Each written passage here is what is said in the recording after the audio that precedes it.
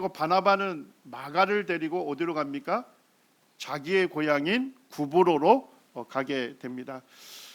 이 사건 이후에 이제 누가 이게 올바르게 결정했느냐 이거 가지고 이제 여러 이야기들이 있습니다만 어쨌든 사도행전은 누가 기록했습니까?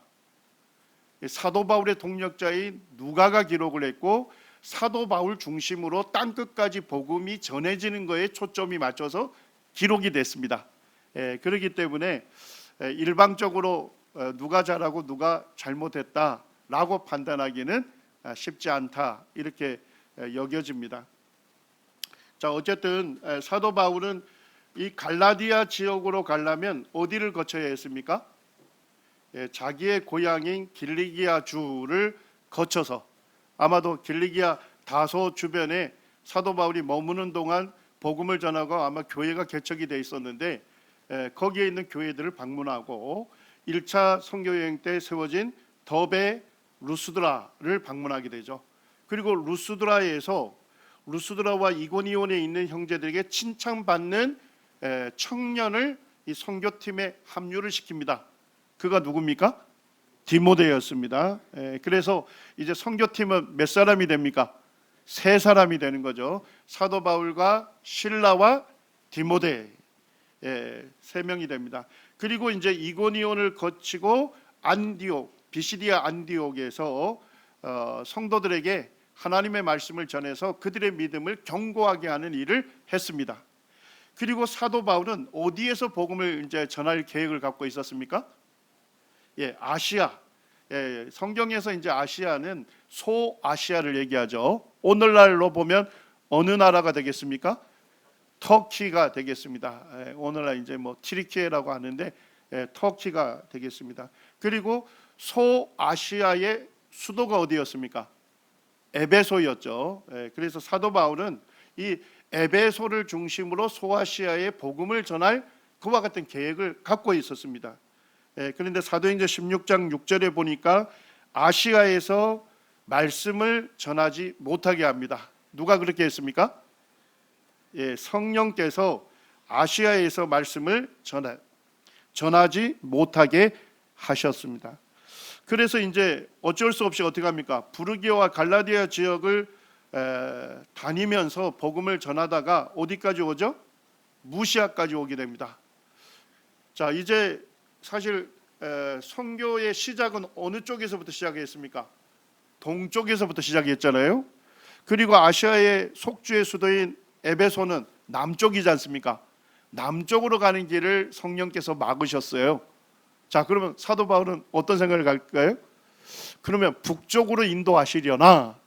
그래서 북쪽의 비두니아 지역에 유대인들이 굉장히 많이 사는 큰 도시였습니다. 그래서 비두니아로 가고자 애쓰다 이렇게 되어 있습니다. 애썼는데 누가 허락하지 않았습니까? 예수의 영이 성령께서 허락하지 아니했습니다. 그래서 결국 어디까지 온 거예요? 두로아에까지 오게 된 겁니다. 자, 근데 두로아 앞에는 뭐가 펼쳐져 있습니까?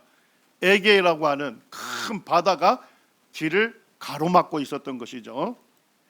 여기가 이제 두로아인데 이거를 알렉산드리아 두로아라고 이름을 부릅니다.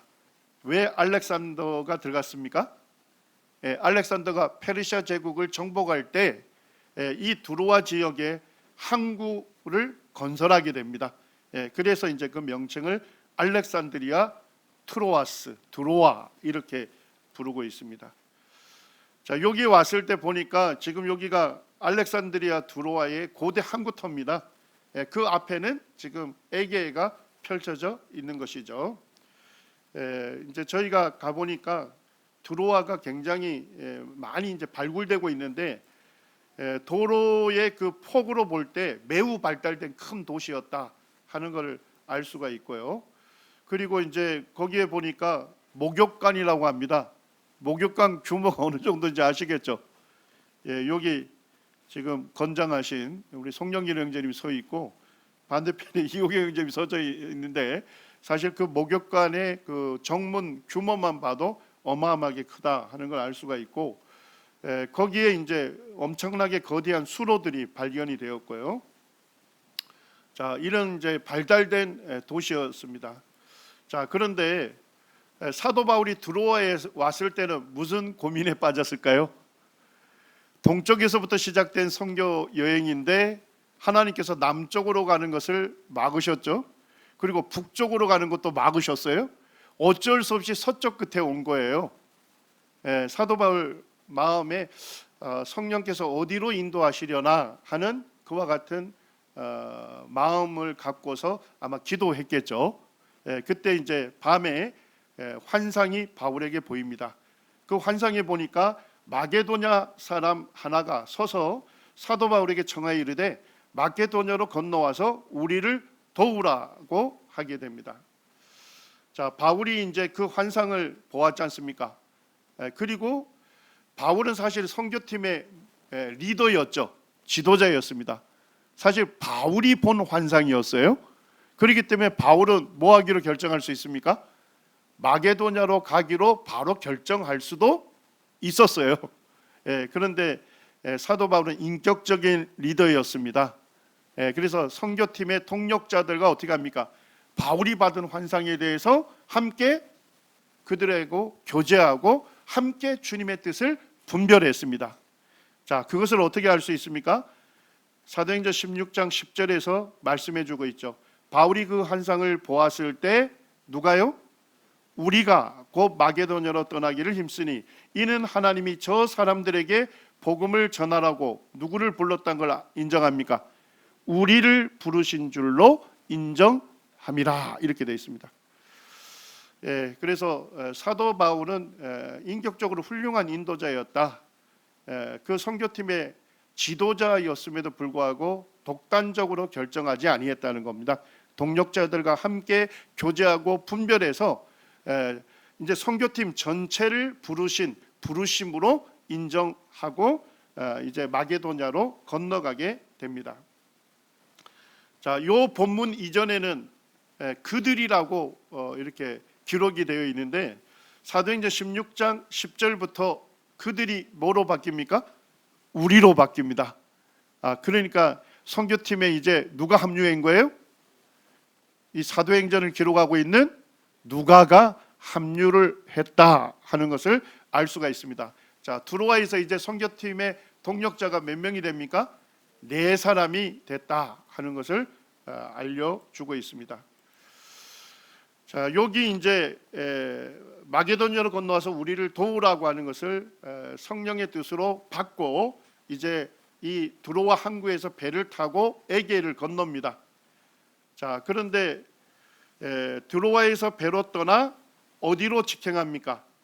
이 사모드라게라고 하는데 여기가 사모드라게 섬입니다. 거기에서 하룻밤을 보내고 이튿날 어디로 갑니까? 유럽의 관문인 네아폴리에 도착하게 됩니다. 여기가 바로 이제 사도 바울이 배를 타고 들어왔던 네아폴리의 고대 항구터입니다. 이쪽으로 들어왔고 사도 바울이 그 당시에 구도시인 네아폴리를 보게 되었을 것입니다. 그리고 그쪽으로 이제 도수교가 있어가지고 이 구도시 네아폴리로 뭐가 공급이 된 겁니까? 물이 공급되었던 그와 같은 유적지가 그대로 남아 있습니다. 네아폴리는 네아폴리스 이렇게 얘기하는 겁니다. 자, 폴리스가 뭐죠? 도시를 얘기하는 거죠. 네아는 새로운 도시다 이런 의미입니다. 그래서 오늘날로 이제 번역하면 신도시다 이런 말인데 네아폴리는 어디의 외향이었습니까? 내륙에 있는 빌립보의 외향이었습니다. 예전에 사람들이 수도 서울을 가기 위해서 어느 항구로 주로 들어왔습니까? 인천항으로 들어와서 그 다음에 이제 육로로 서울로 갔지 않습니까? 그래서 인천은 서울의 뭐라고 할 수 있죠? 외항이라고 할 수 있는데 네아폴리는 빌립보의 외항이었습니다. 빌립보에 갔을 때 그 항구 바로 앞에 사도 바울의 도착을 기념하는 바울 도착 기념교회가 있었어요. 자, 그리고 그 벽에 보면 모자이크화가 있는데 사도 바울의 환상 속에서 나타났던 마케도냐 사람을 누구로 거기에 새겨놨습니까?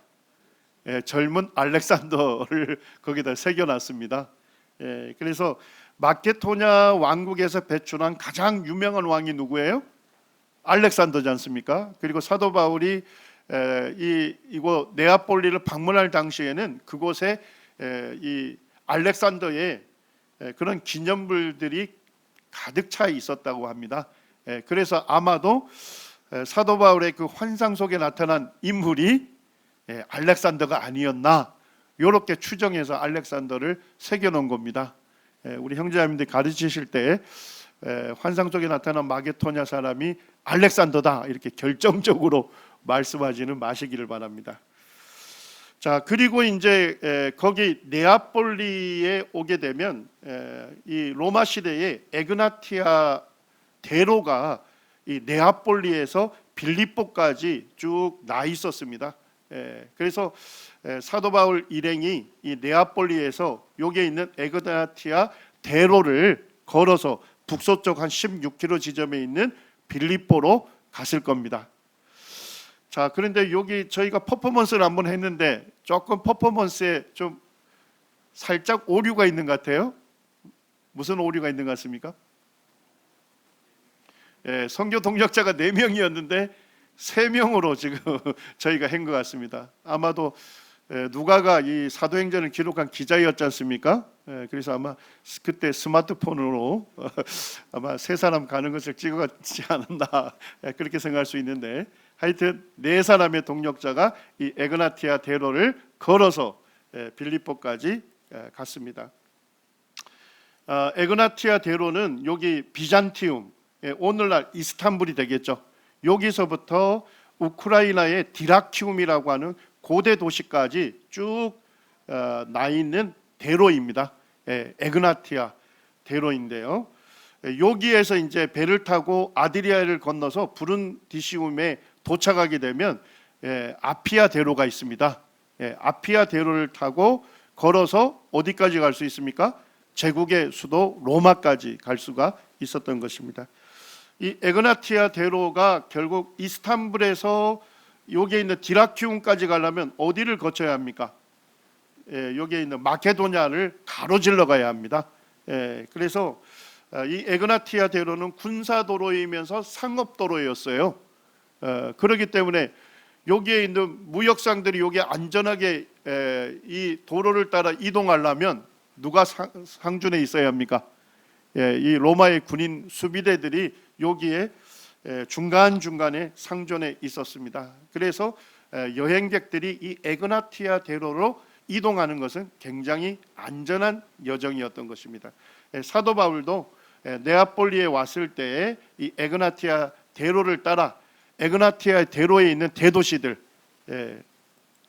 여기에 보면 빌립보가 되겠죠. 그 다음에 암비볼리, 아볼로니아, 데살로니가로 다니면서 복음을 전했습니다. 여기가 이제 빌립보 고대 도시입니다. 여기 네아폴리 문이 있죠. 네아폴리에서 이 문을 통과하게 되면 빌립보가 되겠습니다. 그리고 이제 여기에 에그나티아 대로가 쭉 이어져서 크레네디스 문을 나가게 되면 암비볼리로 가게 되는 것입니다. 그리고 이제 거기에 가게 되면 무슨 산이 있습니까? 레카니스 산이 있습니다. 그 꼭대기에 아크로폴리스가 세워져 있습니다. 그리고 이제 에그나티아 대로가 있는 쪽에 베마가 있습니다. 베마.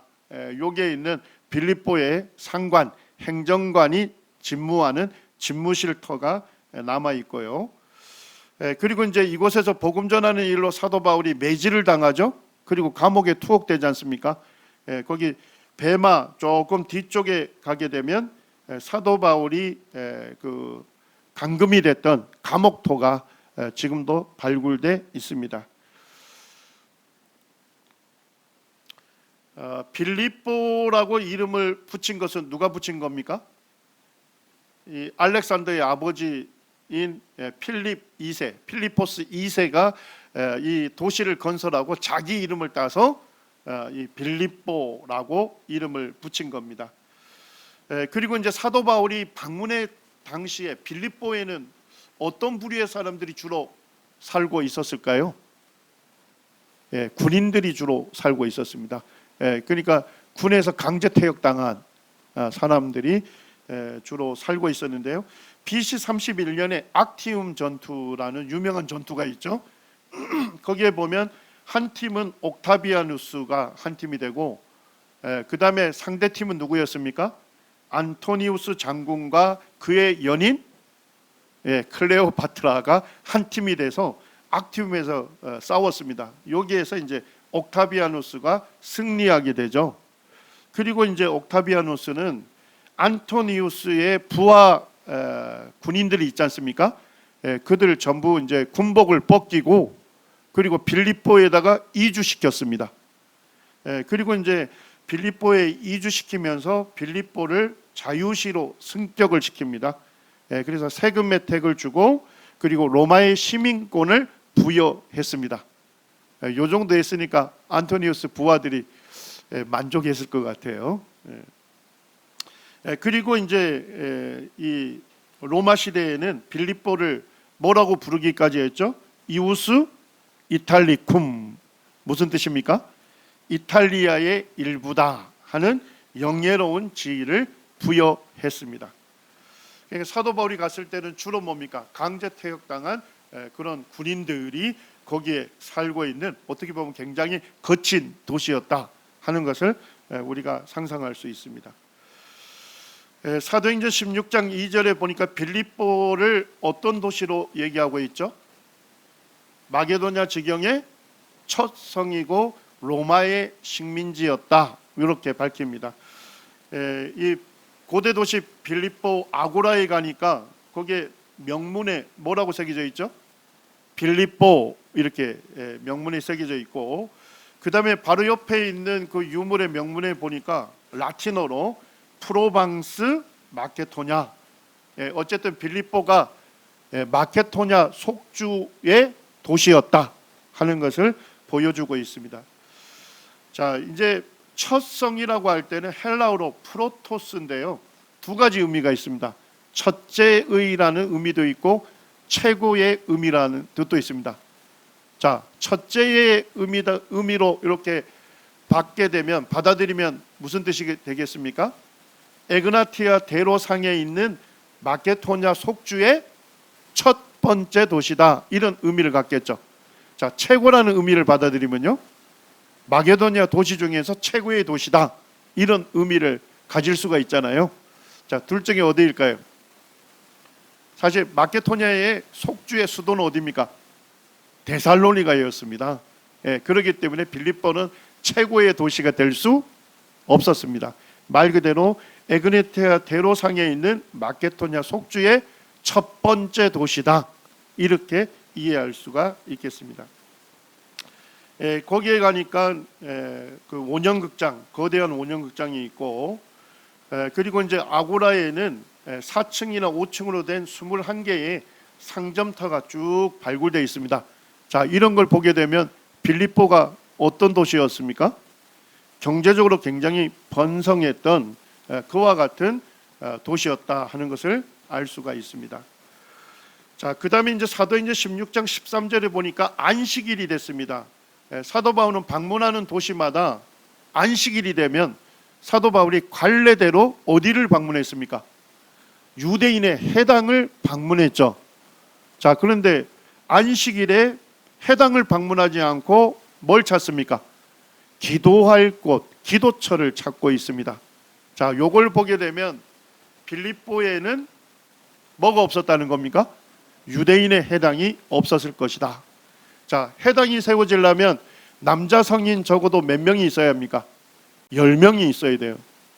근데 회당이 없었다는 건 뭡니까? 이 빌립보라고 하는 거대한 도시에 유대인들이 거의 살지 않았다 하는 것을 볼 수가 있습니다. 그래서 기도할 곳이 있을까 해서 어디로 갑니까? 문 밖 강가로 갑니다. 저희가 가보니까 그 문은 크레니데스 문이고, 그 문 밖 강가가 있는데 그 강은 무슨 강이었습니까? 지각티스 강가였습니다. 자, 사도 바울이 왜 기도할 곳으로 강가로 갔을까요? 유대인들은 기도하기 전에 해당 예배를 드리기 전에 뭐부터 있습니까? 정결 예식을 했어요. 흐르는 물로 몸을 깨끗하게 씻고 기도를 했습니다. 그래서 사도 바울도 이 크레니디스 문밖에 있는 지각티스 강가에서 기도하려고 했던 것 같습니다. 그곳에 갔더니까 여인 몇 사람이 있었고 그 곳에 있는 여인들에게 사도 바울이 복음을 전했습니다.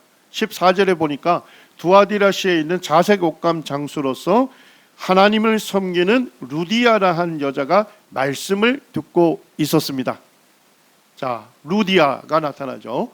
자, 루디아는 하나님을 섬기는 루디아다. 이런 것으로 볼 때 루디아는 어떤 사람으로 알 수 있습니까? 유대교인이었다. 이렇게 알 수가 있는 것이죠. 그때 이제 사도 바울이 전하는 말씀을 듣고 있었는데 주께서 그녀의 마음을 열어서 사도 바울의 말을 따르게 하셨습니다. 자, 여기서 보면 복음의 주도권이 누구에게 있습니까? 주님께 있다는 것입니다. 루디아의 마음을 열어주신 분이 누구시죠? 주님이시죠. 그리고 사도 바울이 전하는 복음을 믿고 따르도록 하신 분이 누굽니까? 주님이십니다. 우리는 이제 복음 집회를 준비할 때 탁월한 전도자를 우리가 기도하는데 실제 전도자에게 능력이 있는 것이 아니고 구원할 능력이 누구에게 있는 것입니까? 주님께 있는 것입니다. 그래서 탁월한 전도자를 준비하는 것도 중요하지만 주님께서 역사하시는 집회가 되도록 기도하는 것이 더 중요하다 하는 것을 교훈받을 수도 있습니다. 그리고 이제 루디아의 직업이 뭐였죠? 자색 옷감 장수였습니다.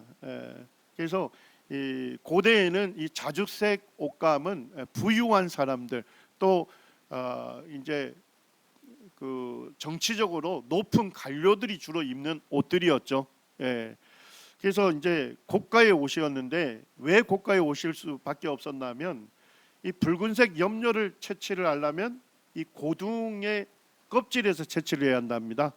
근데 고대 문서에 보니까 고둥 1만 2천 개에서 얼마 정도의 염료를 얻는데요?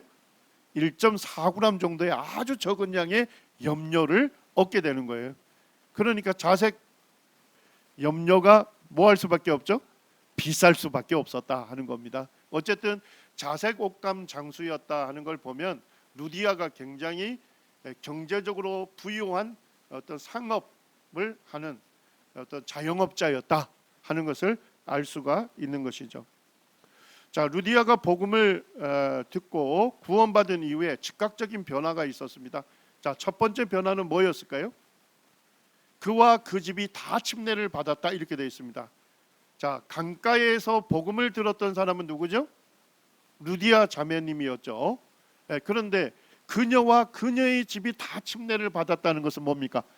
루디아가 복음을 듣고 예수님을 믿은 다음에 전도자 일행을 어디로 데려간 겁니까? 자기 집으로 데리고 가서 자기 집안 사람들에게 복음을 전하게 했고 그들이 복음을 듣고 예수 그리스도를 믿고 다 함께 침례를 받게 됐습니다. 어느 강가에서 침례를 받았을까요? 지각티스 강가에서 침례를 받았던 것입니다. 자, 그 다음에 루디아 자매님의 즉각적인 변화는 뭐였습니까? 우리에게 청하여 이르되, 전도자 일행에게 청하여 이르되 나를 주 믿는 자로 알거든 내 집에 들어와 유하라고 어떻게 했습니까? 강권하여 있게 했다 이렇게 되어 있습니다. 그래서 자기들에게 복음을 전해 주었던 전도자 일행들의 필요를 살펴본 거예요. 그래서 그들을 강권해서 자기 집을 개방해서 자기 집에 머물게 하고 그들에게 또 필요한 음식을 제공한 것으로 볼 수 있습니다. 그래서 빌립보의 교회에게 보낸 서신 빌립보서를 보게 되면 사도 바울이 빌립보 교회를 뭐라고 합니까?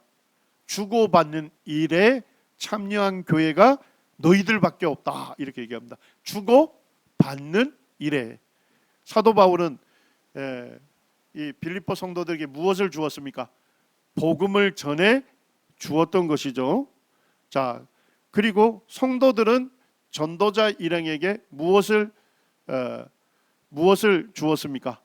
그들의 필요를 채워 주었던 것입니다. 자, 왜 빌립보서에 루디아 자매님이 등장하지 않을까요? 거기에 보면 빌립보서 4장 2절과 3절에 보니까 내가 유오디아를 권하고 순두개를 권하니 전부 다 여자 이름입니다. 복음에서 나와 함께 힘쓰던 저 여인들이다 이렇게 말씀하고 있습니다. 그래서 유오디아와 순두개라는 자매님, 사도 바울이 복음을 전하는데 아마도 굉장히 복음 전하는 일에 힘썼던 동력자들이었던 것 같아요. 그런데 이 자매님 두 분이 뭐예요? 좀 불편한 관계가 있었던 것 같아요. 그것이 교회에게 영향을 주었던 것 같습니다. 그래서 이제 저는 처음에 루디아 자매님의 이름이 없는 것을 뭐라고 추론할 수 있을까요? 루디아 자매님은 성숙했기 때문에 이 자매님들 간의 다툼에 참여하지 않았기 때문에 루디아 자매님 이름이 빠져 있을 수 있다. 그 생각을 했어요. 자, 또 다른 추론은 뭐가 가능할까요? 루디아는 어느 도시를 얘기합니까? 어느 나라를? 리디아 왕국을 얘기하죠. 그래서 아마도 성경학자들은 루디아라고 이름을 지은 것은 아마도 이 사람이 리디아 댁이었다, 리디아 왕국 사람이었다 하는 의미로 이름을 그렇게 불렀을 것이다 이렇게 얘기를 합니다. 예를 들면 남원에서 전주로 시집 오면 뭐라고 부릅니까? 남원댁이라고 부르듯이 아마도 리디아 댁 이렇게 부른 것이 아닌가.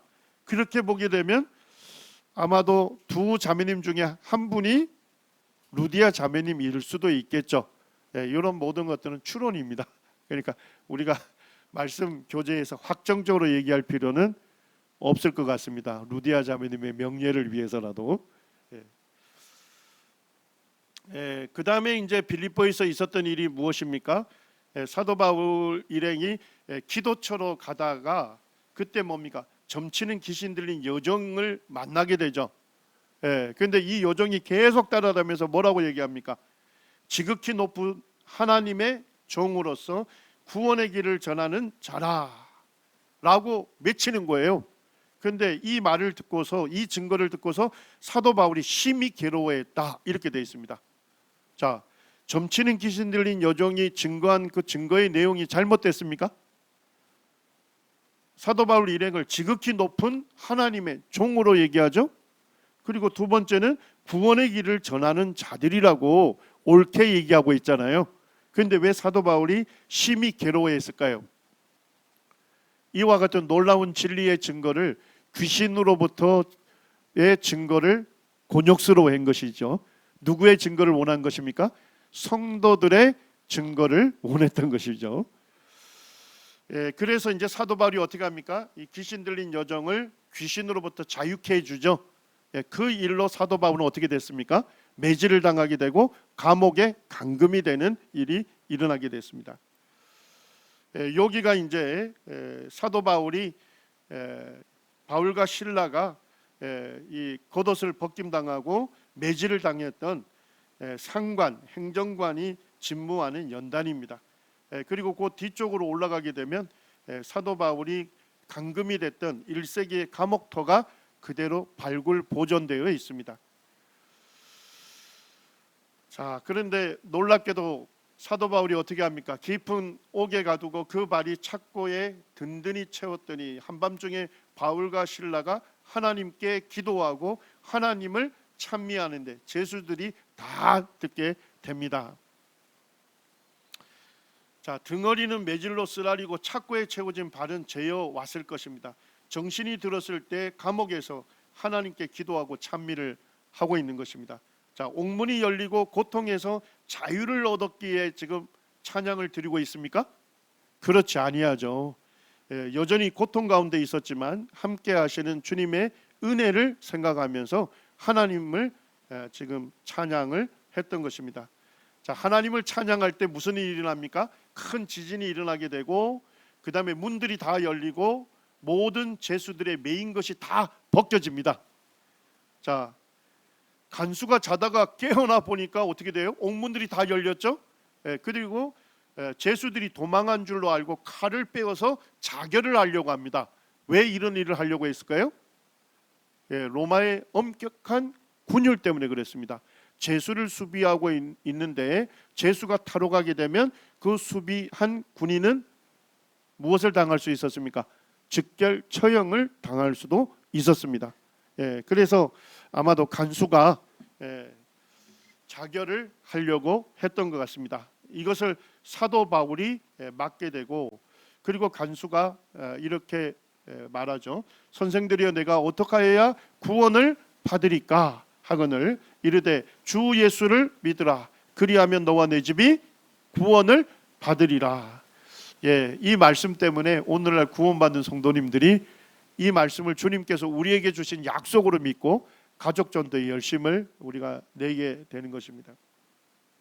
자, 사탄은 복음을 전하는 성도들을 핍박하고 감옥에 가두면 복음의 역사를 뭐 할 수 있을 거라 봅니까?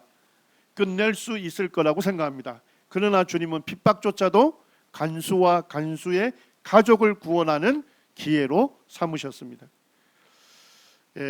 이제 간수와 이제 그의 식솔들이 사도 바울 일행으로부터 복음을 듣고서 즉각적으로 지금 강가에서 침례를 받고 있습니다. 자, 이 강가는 어딜까요? 지각티스 강가에서 침례를 받고 있는데, 오늘날 그리스 정교회에서도 이게 빌립보 사람들은 이 지각티스 강에서 지금도 침례를 받고 있다고 전해지고 있습니다. 고대 이제 빌립보 도시에 갔더니까 이런 표식들이 많아요. 수레바퀴 모양 표식, 그 다음에 물고기 문양 표시가 많습니다. 자, 이런 문양이 왜 이렇게 많을까요? 이 문양들은 초대교회 성도들의 신앙의 고백을 담고 있는 그와 같은 초대교회 성도들의 암호와 같은 것입니다. 자, 여기에 보니까 물고기 문양이 있죠. 자, 물고기를 헬라어로 뭐라고 할까요? 익투스라고 합니다. 자, 그런데 그 첫자가 I지 않습니까? 이수스, 예수를 얘기하죠. 그 다음에 크라이스토스, 그리스도고, 데오스, 하나님, 이오스, 아들, 그 다음에 소크라테스, 소트라, 구세주라는 의미입니다. 그래서 첫 단어를 다 이렇게 따서 첫 알파벳을 따서 한 단어를 만들 수 있죠. 그때 익투스가 되는 겁니다. 자, 이것은 무엇을 담고 있는 것입니까? 예수 그리스도는 하나님의 아들이시며 나의 구세주이시다 하는 믿음을 담고 있는 겁니다. 요 알파벳을 수레바퀴 문양에다 다 쓸 수가 있어요. 그래서 수레바퀴 문양도 이 초대교회의 신앙의 성도들의 암호로 사용이 된 겁니다. 말 그대로 이제 처음 보는 사람이 있는데 이 사람이 성도인인지 아니면 불신자인지 알아보려면 그 앞에 뭐를 그리면 됩니까? 수레바퀴 문양이나 물고기 문양을 그리면 돼요. 근데 그 문양을 보고서도 뭔 뜻인지 모르면 불신자고, 그 다음에 동일하게 수레바퀴를 그리거나 물고기 문양을 그리면요, 아, 구원받은 성도구나. 처음 뵀지만 믿음 안에 있는 한 성도로 그들이 포옹을 하고 자기 집으로 이끌어 가서 숙소를 제공하고 음식을 제공하면서 밤샘 교제를 나눴다는 것입니다. 어쨌든 고대 빌립보 도시에 이와 같은 문양이 많다 하는 것은 굉장히 핍박이 심했다 하는 것을 알 수가 있습니다. 사도 바울이 이제 감옥에서 나온 후에 이 에그나티아 대로를 따라서 다시 이제 전도 여행을 떠납니다. 여기에 보니까 그 당시에 있는 그 대로에 얼마나 마차들이 많이 다니는지, 마차들의 수레바퀴가 굉장히 깊게 자국으로 나 있습니다. 이 길을 사도 바울 일행이 걸어간 것이죠. 그래서 암비볼리아와 아볼로니아로 가게 됩니다. 자, 그런데 빌립보를 떠날 때 사도행전의 기록에 보니까 우리가에서 뭘로 바뀝니까? 그들이 바뀝니다. 자, 그러니까 이 빌립보에 막 세워진 이 교회를 돕도록 누가 남겨졌을까요? 누가가 남겨진 것입니다. 그래서 이제 떠나는 일행을 그들이다라고 표현을 한 것이죠. 여기가 암비볼리입니다. 암비볼리 위성사진인데, 암피폴리스 하면 폴리스가 도시잖아요. 강으로 둘러싸인 도시다 하는 의미를 갖고 있습니다. 실제 보니까 스트로마 강이 둘러싸고 있고, 여기 이제 암피폴리스에는 5개의 초대 교회 예배당 터가 발굴이 돼 있었습니다. 저희가 가 보니까 거대한 모자이크와 이런 것들이 거기에 새겨져 있는 도시가 있었고요. 그리고 이제 에그나티아 대로에는 암피폴리스의 사자상이 있었습니다. 사도 바울이 암비볼리아를 다녀갔다 이렇게 되어 있는데, 암비볼리라고 하는 도시를 여러 곳을 두루두루 살피면서 다녔기 때문에 요 사자상도 누가 봤을 것이다, 사도 바울이 봤을 것이다, 그런 상이 지금도 에그나티아 대로에 서 있습니다. 그리고 이제 아볼로니아로 갑니다. 아폴로니아는 이제 태양신 아폴론에게 바쳐진 도시다 하는 의미를 갖고 있고요. 거기에 보게 되면 아볼로니아의 사도 바울 연단이 보존되어 있습니다. 사도 바울이 이제 여기 연단에서 이 아볼로니아 사람들에게 예수 그리스도의 복음을 전했다라고 되어 있고, 거기에 보게 되면 사도행전 17장 1절이 거기 연단에 새겨져 있습니다. 우리가 이제 다녀갔다라고 하면 영어로 보면 패싱스로 그냥 지나쳐간 것처럼 느껴지잖아요. 그런데 헬라어 디오두오는 무슨 뜻입니까? 단순히 지나갔다는 의미가 아니고 두루 여행하다라는 의미가 있습니다. 그러니까 사도 바울이 뭐예요? 이 두 도시를 뭐예요?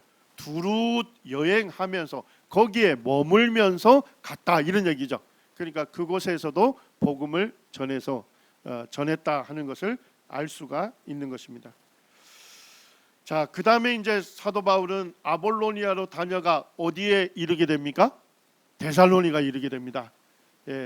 오늘날 또 2000년이 지났지만 데살로니키라고 하는 똑같은 도시 명칭을 사용하고 있습니다. 데살로니가인데요, 이 데살로니가는 마게도냐 속주의 수도였습니다. 지금도 굉장히 발달된 도시죠. 지금도 이제 그리스에서 두 번째 도시입니다.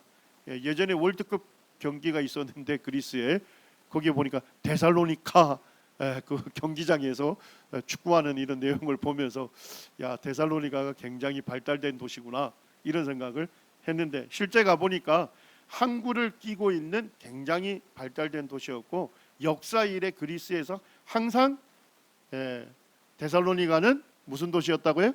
제2의 도시였다 이렇게 얘기합니다. 데살로니가라고 하는 이름을 붙인 사람이 이 알렉산더의 부하 장군 중에 카산드라고 하는 카산드로스가 있습니다. 그가 나중에 이제 마케도니아의 왕국의 왕이 되거든요. 자, 그의 아내가 누구였습니까? 알렉산더의 이복 누이였습니다. 그 이복 누이의 이름이 뭐였죠? 데살로니카였습니다. 그래서 그 아내의 이름으로 이 도시의 이름을 지었습니다. 사도 바울이 방문할 당시는 마케도냐 속주의 수도였고, 현지인의 출신인 읍장들을 중심으로 자치정부를 구성했습니다. 그리고 이제 사도 바울이 방문했을 때는 로마 시민권을 가진 자유시로 승격돼 있었습니다. 데살로니가에 있는 아고라는 규모가 어마어마합니다.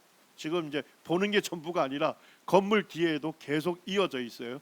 그러니까 아고라가 워낙 커서 그 아고라 중심에서 그냥 건물들이, 아파트가 지금도 서 있고, 이런 음악당들이 있고. 자, 상하수도의 규모를 보세요. 어마어마한 상하수도를 그 당시에 갖고 있었습니다. 공중 목욕탕이 있었고, 지금 이제 보게 되면 현재 데살로니가의 위성 사진입니다.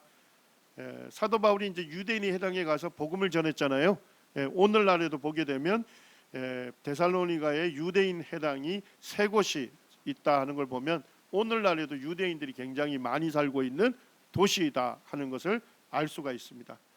그리고 아고라 터가 있고, 초대교회의 예배당 터 위에 드미트리우스 교회가 세워져 있습니다. 그리고 사도 바울을 영접했던 야손 형제님의 집터 위에 수도원이 세워져 있습니다. 자, 사도 바울이 유대인 해당에 새 안식일에 성경을 가지고 예수 그리스도의 복음을 전했습니다. 예. 자, 유대인들은 하나님을 믿습니까? 예, 하나님 믿는데 어려움이 없죠. 근데 그들의 어려움은 뭐죠? 예수님을 그리스도로 받아들이는데 어려움이 있는 거죠. 예, 그래서 사도 바울은 구약 성경을 가지고 강론했다 이렇게 되어 있습니다. 믿어야 할 근거들을 제시하면서 전했다. 리전드라는 얘기는 믿어야 할 근거를 자세하게 제시하면서 전했습니다. 자, 두 번째는 어떻게 하며 전했습니까? 뜻을 풀어주었다. 예, 성경 구절의 의미가 무엇인지 분명하게 해석해 주었다는 겁니다. 자, 세 번째로는 그리스도가 해를 받고 죽은 자 가운데서 다시 살아나야 할 것을 뭐 했습니까? 증언했다. 영어 성경에 보니까 프루빙했다.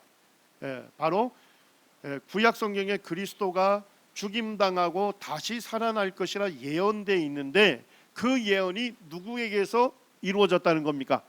예수님에게서 이루어졌다는 것을 증명해 보인 것이죠.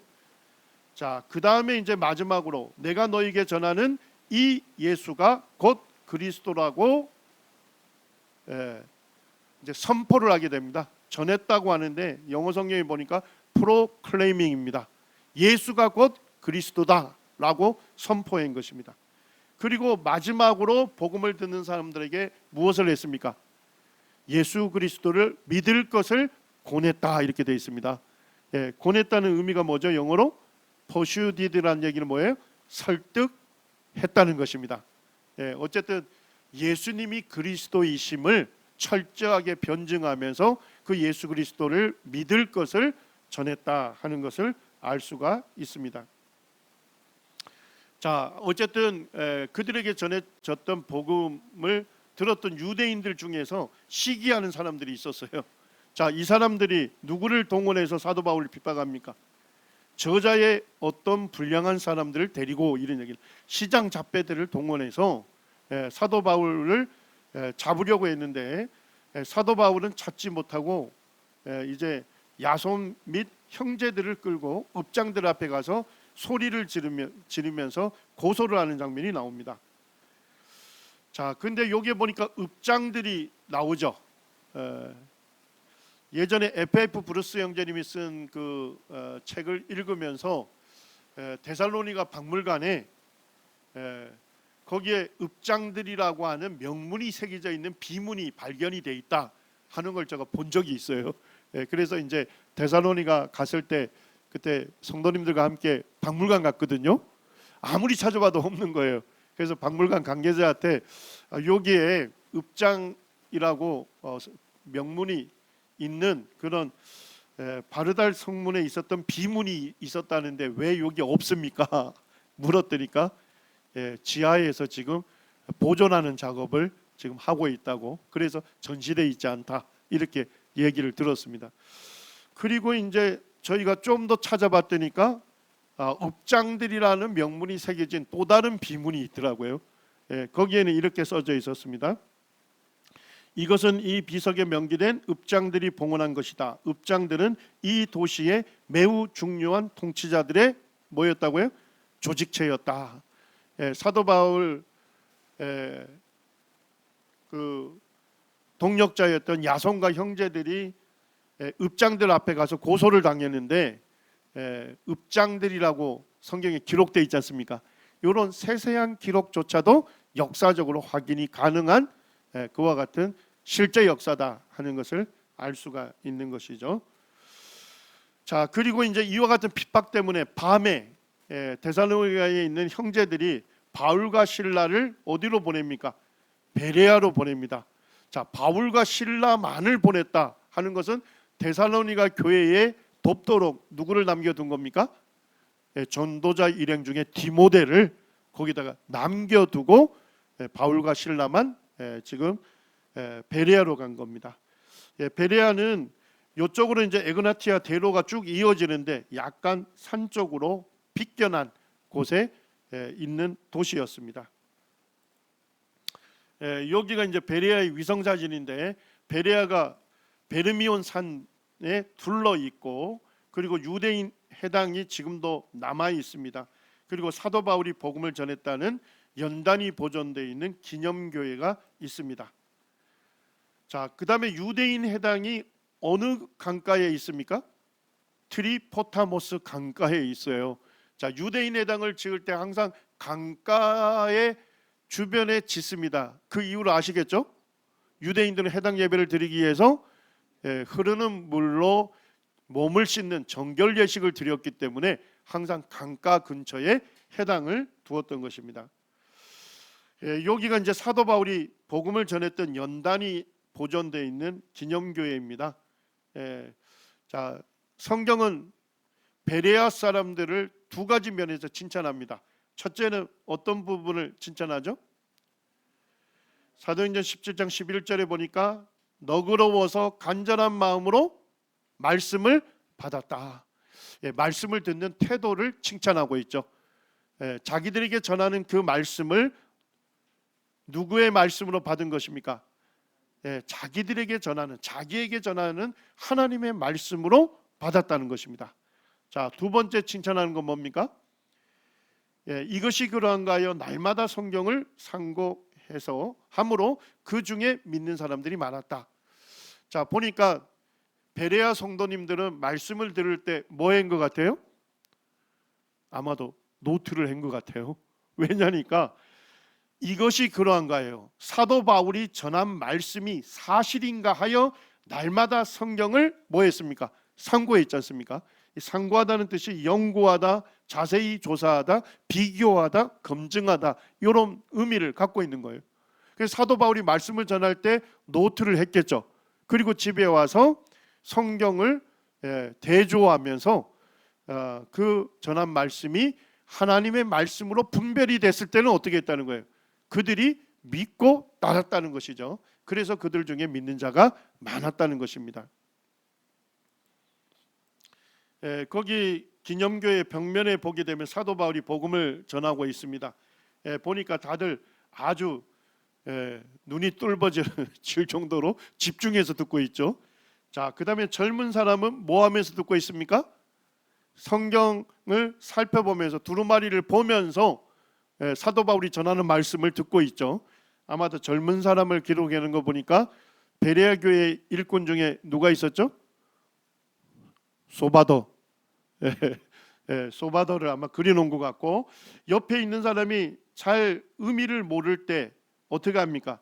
입을 가리고 아주 소근소근 말씀을 전하는 설교자에게 어려움을 주지 않기 위해서 조용하게 전달하는 참 이들의 그 아름다운 그 설교 청중 태도를 새겨놓고 있습니다.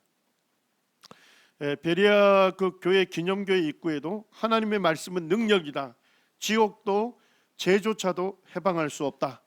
하나님의 말씀에 붙들려 사는 삶은 열매와 축복이 풍성한 삶이다. 이렇게 기록해 놓고 있습니다.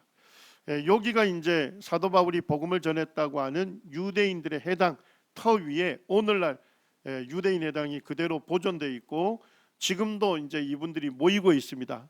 문이 닫혀서 그 사이로 이제 찍었는데 그 정문에는 유대교의 상징인 메노라가 거기에 붙어 있었습니다. 그리고 역사적으로 보게 되면 이 제2차 세계대전 때 여기에 있는 베레아 유대인 해당에 있는 850명의 해당 회원 중에서 680명이 수용소에서 학살을 당했다고 합니다. 그들의 후예들이 지금도 모이고 있고, 그리고 실제 이제 그들의 정결 예식을 했던 그 트리포타모스 강이 유대인 해당과 함께 붙어 있습니다. 자, 그런데 이제 이곳에 베리아에 복음이 전해지고 많은 사람들이 예수님을 믿는다는 소식을 어디에서도 듣게 된 거예요? 데살로니가에 있는 유대인들이 듣게 되었고, 그들이 뭐예요? 베레에 가서 무리를 움직여 소동해서 사도 바울을 핍박하는 장면이 나옵니다. 참 사도 바울 일행이 복음을 전하는데도 열정을 품고 했지만은 복음 전하는 것을 대적하는 사람들도 뭐예요? 엄청난 열심과 열정이 있다는 거죠. 도시락까지 싸들고 와서 다른 도시에까지 가서 복음 전하는 것을 해방하고 핍박하는 사건이 일어나게 됩니다. 제가 이걸 보면서 자명한 진리가 하나 있는 것 같아요. 복음이 전해지는 곳에서는 모두 심하다. 핍박도 심하다. 복음을 전하게 되면 핍박받는 것은 당연한 것이다. 그런데 우리가 핍박이 없다는 것은 뭐예요? 복음을 전하지 않고 있다는 증거 중에 하나가 될 수가 있는 것입니다. 오늘날 이제 성경 연구를 사랑하는 사람들, 오늘 이 시간에 오신 우리 형제님 같은 분들을 영어로는 뭐라고 부릅니까? 베레안이다, 베레아 사람들이다, 이렇게 부르고 있고, 지금 현대 베레아 사람들도 이 성경에서 칭찬하고 있는 것에 대한 자기 선조들에 대해서 굉장히 자긍심을 갖고 있다 하는 이야기를 듣게 됐습니다. 자, 이제 이 핍박으로 인해서 베레아 성도들은 어떻게 합니까? 항구까지 갔다 하는 것을 보게 되면 항구에서 배로 사도 바울을 태워서 어디로 이동합니까? 아덴으로, 아테네로 사도 바울을 이동시킵니다. 자, 그러면 사도 바울만 아테네로 왔다는 얘기는 베레아에 누가 남은 것입니까? 신라가 남았다 하는 것을 알 수가 있습니다. 근데 사도행전 17장 14절에 보니까 형제들이 곧 바울을 내보내어 바다까지 가게 하되 신라와 디모데는 아직 거기 머물더라. 거기는 어디죠? 베레아지 않습니까? 그래서 데살로니가 교회를 돕도록 남겨진 디모데가 사도 바울이 떠날 때쯤에는 어디에 왔던 거예요? 베레아에 왔던 것이죠. 그래서 사도 바울이 떠났을 때 베레아에는 신라와 디모데가 남아서 베레아 교회를 도왔던 것으로 볼 수가 있습니다. 지금 10시 58분입니다. 10분 쉬시고 11시 8분에 모이겠습니다.